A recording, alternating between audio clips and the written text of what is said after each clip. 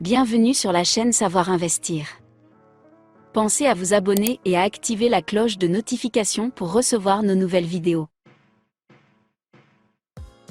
Apprenez à bien connaître vos moyens de paiement. Toute dépense implique le recours à un moyen de paiement, espèces, chèque, carte, virement, titre interbancaire de paiement, TIP. Que faut-il savoir pour bien les utiliser? Quelles précautions prendre? Les moyens de paiement associés au compte courant permettent d'utiliser l'argent détenu sur ce compte afin de payer ses factures et ses achats quotidiens.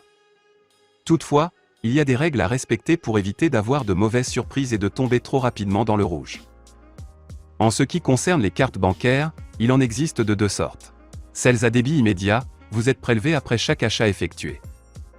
Celles à débit différé, vous êtes prélevé à date fixe chaque mois pour l'ensemble de vos achats. L'utilisation d'une carte à débit immédiat a pour avantage de permettre de suivre en temps réel, depuis son compte courant, l'état de ses dépenses. En revanche, cela réclame de connaître sa situation financière avant de payer afin de ne pas être à découvert.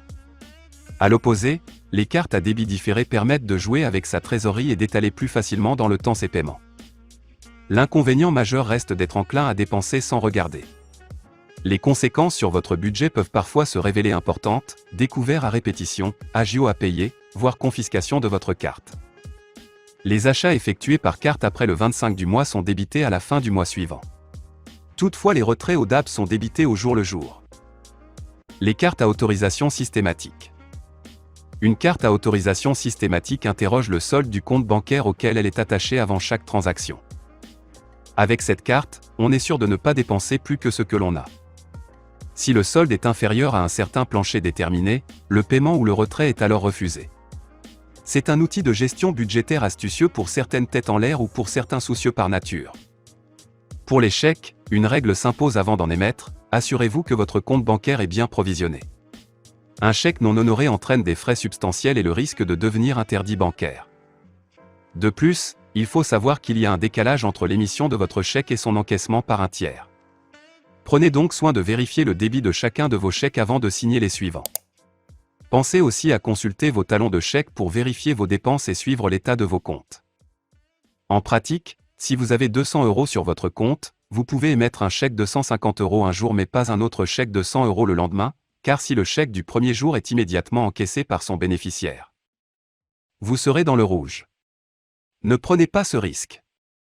Autre moyen de paiement, le prélèvement automatique, une solution simple et pratique pour les personnes qui souhaitent planifier leurs dépenses en toute tranquillité ou éviter les oublis de dernière minute.